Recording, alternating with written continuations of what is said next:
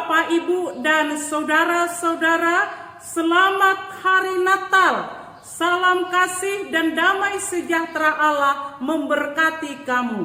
Bapak, Ibu, dan saudara-saudara, mari luangkan waktu sejenak untuk belajar kebenaran firman Tuhan. Biarlah Roh Kudus Allah memberikan hikmat, kebijaksanaan, serta kemampuan kepada kita untuk merenungkan, memahami, apalagi melakukan firman-Nya. Karena yang berbahagia ialah mereka yang mendengar dan melakukan firman Allah. Bapak, Ibu, dan saudara-saudara, tema Natal PGI KWI 2021 adalah cinta kasih Kristus yang menggerakkan persaudaraan.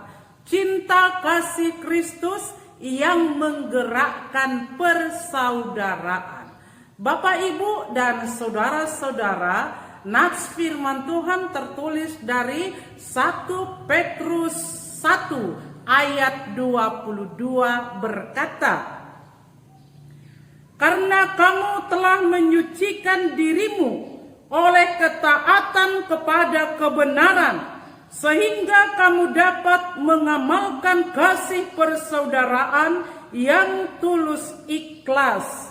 Hendaklah kamu sungguh-sungguh saling mengasihi dengan segenap hatimu." Bapak, Ibu, dan saudara-saudara yang kekasih di dalam nama Tuhan kita Yesus Kristus, firman yang sudah kita bacakan merupakan surat Rasul Kristus, yaitu Petrus, menuliskan suratnya kepada masyarakat yang di perantauan. Diawali dengan berkat 1 Petrus 1 ayat 2. Biarlah kasih karunia dan damai sejahtera Allah memberkati kamu. Bapak, Ibu, dan saudara-saudara, bagaimana caranya atau apa rahasianya supaya memiliki kasih karunia dan damai sejahtera? Ada 4 hal yang mau saya sampaikan kepada kita, rahasia hidup di dalam kasih dan damai sejahtera.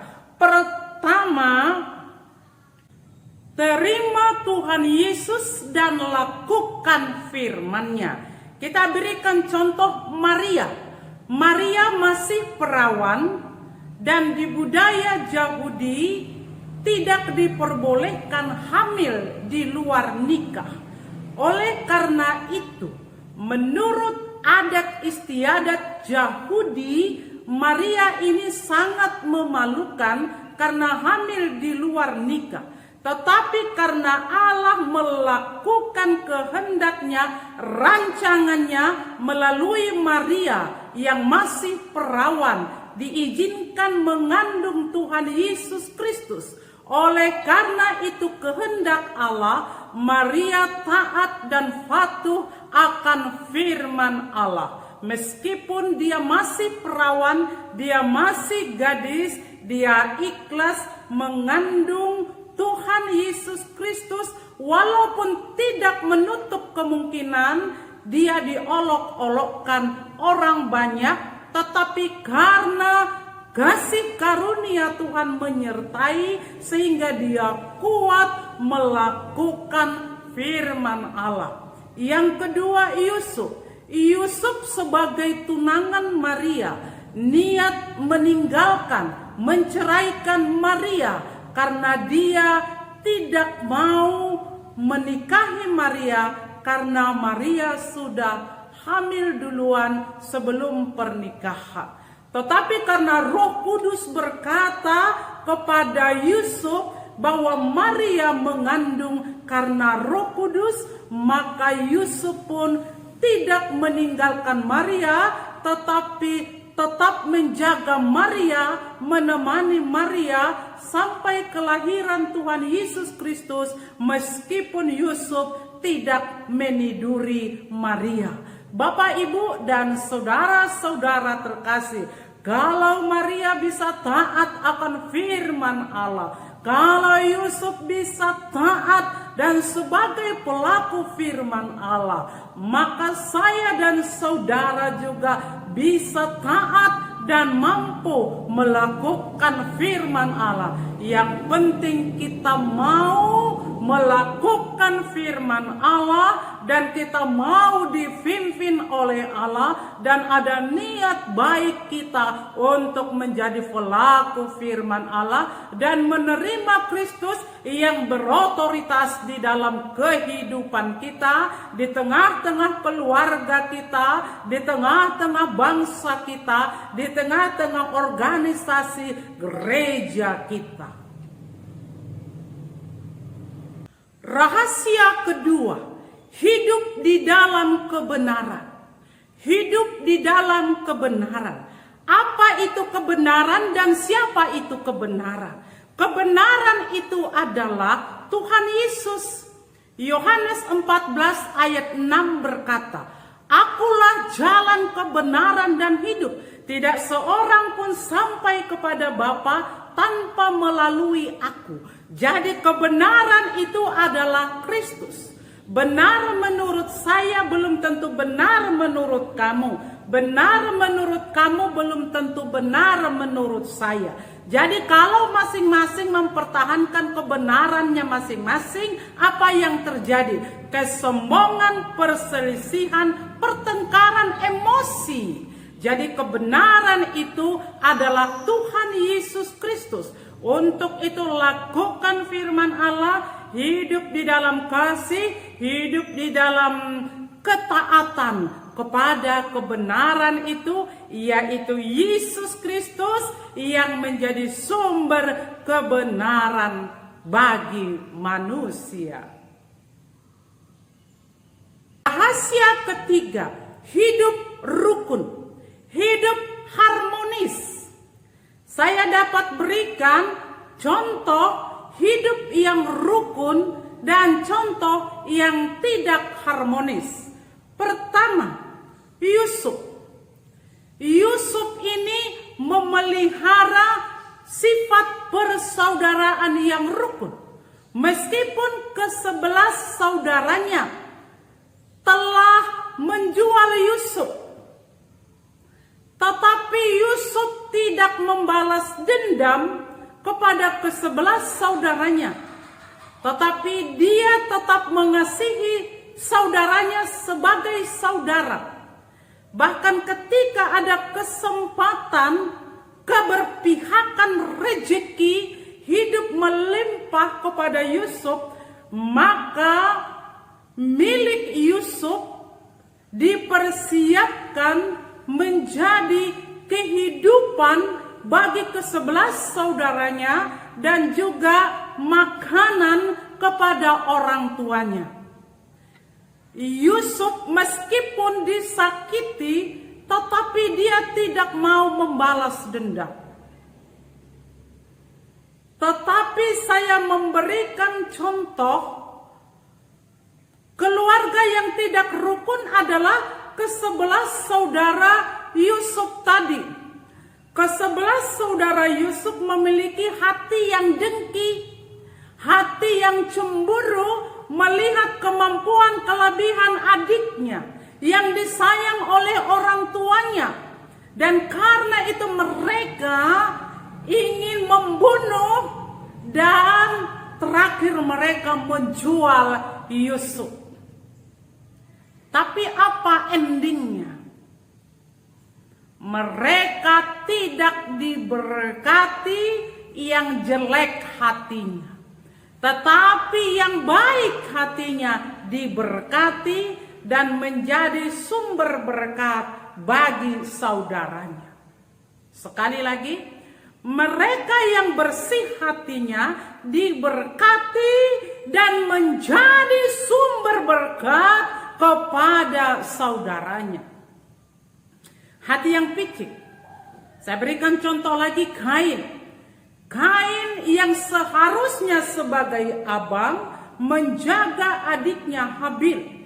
Tetapi oleh karena persembahan adiknya Habil diterima oleh Allah, sementara persembahannya kurang berkenan, itu membuat dia cemburu, dengki, dan membunuh adiknya sendiri. Dan berkata, apakah dia menjaga adiknya? Bapak, Ibu, dan saudara-saudara,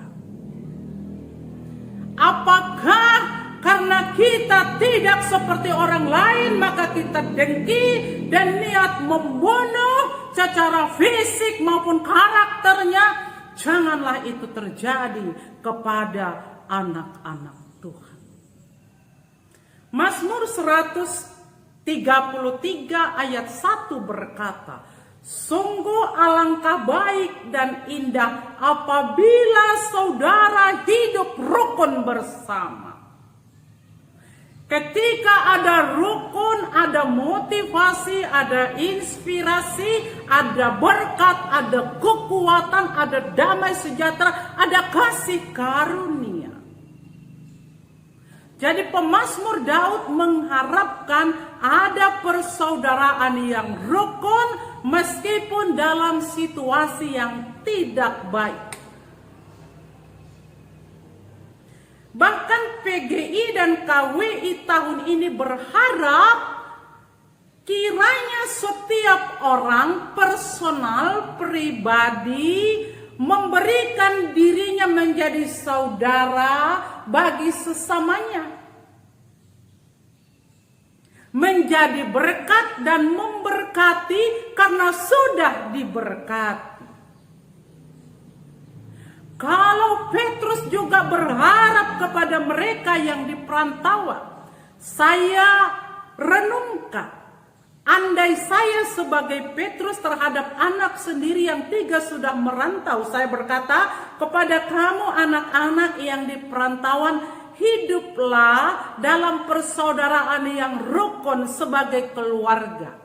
Siapa yang kurang mampu, kiranya dapat berdoa supaya hidupnya mapan, dan kepada yang sudah mapan kiranya bisa berbagi dan memberkati saudaranya yang belum makan, sehingga kamu semuanya sejahtera dan diberkati. Meskipun mereka kurang baik menurut penilaianmu, tetapi kamu harus baik dan menjadikan semua baik, dan menjadi takaran kebaikan dan kasih itu adalah Kristus yang mendorong persaudaraan di antara kamu. Itulah pesan Petrus sebenarnya kepada mereka yang di perantauan, termasuk kita yang di perantauan pada saat ini, supaya kita memelihara persaudaraan yang rukun meskipun dalam situasi yang kurang harmonis menurut kita.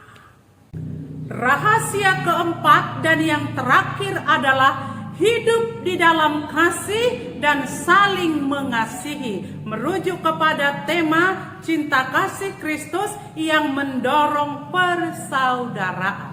Yohanes 3 ayat 16 berkata, karena begitu besar kasih Allah kepada dunia ini, sehingga ia mengaruniakan anaknya yang tunggal, supaya setiap orang yang percaya kepadanya tidak binasa, melainkan beroleh hidup yang kekal sampai selama-lamanya. Bapak, Ibu, dan saudara-saudara, Tuhan mengasihi dunia ini. Tuhan mengasihi saya dan saudara supaya memiliki hidup yang kekal, supaya diselamatkan. Dia lahir, dia membayar hutang dosa manusia supaya manusia diselamatkan. Tuhan tidak mengharapkan imbalan. Tuhan tidak mengharapkan apa-apa, tetapi dengan setulus hati dilakukan supaya saudara dan saya memiliki keselamatan secara universal. Keteladanan kita untuk melakukan kasih adalah kasih Kristus yang sudah menyelamatkan kita. Kita dikasihi, maka kita juga wajib mengasihi sesama. Kasih itu sangat penting. 1 Korintus 13 ayat 13 berkata, iman, pengharapan, dan kasih yang paling penting di antaranya adalah kasih. Dari 9 buah roh, poin yang pertama adalah kasih. Milikilah kasih yang berasal dari Kristus. Sekarang kalau kita survei, manusia sudah tidak stabil lagi kasihnya. Tidak memandang jabatan, tidak memandang sekolah, tidak menilai ekonomi, tetapi manusia sekarang gampang marah, gampang emosi, gampang menjelekkan orang lain, gampang menilai orang lain secara negatif. Untuk itu rentan perpecahan di antara organisasi, apakah organisasi gereja, organisasi pemerintahan bangsa kita, maupun di tengah-tengah keluarga. Maka jalan satu-satunya adalah hiduplah di dalam kasih, milikilah kasih, dan lakukanlah kasih. Karena kasih itu menutupi banyak dosa, dan hendaknya kamu menjadi pelaku firman, saling mengampuni, sehingga Natal ini benar-benar membawa berkat kepada lingkungan kita, dimanapun kita berada. Natal ini betul-betul memberkati. Bapak Ibu, saya percaya kelahiran Yesus tidak lagi di palungan yang hina dina itu, di kandang domba, tetapi kelahiran Kristus pada Natal ini benar-benar di hati kita, yang merupakan palungan tempat yang kudus, yaitu Yesus Kristus yang berotoritas, yang berkuasa, yang memimpin menjadi kepala di tengah-tengah kehidupan kita, di tengah-tengah keluarga kita, di tengah-tengah organisasi, denominasi, kemajemukan kita di bangsa, di dunia ini. Tuhan mengasihi dan memberkati. Amin.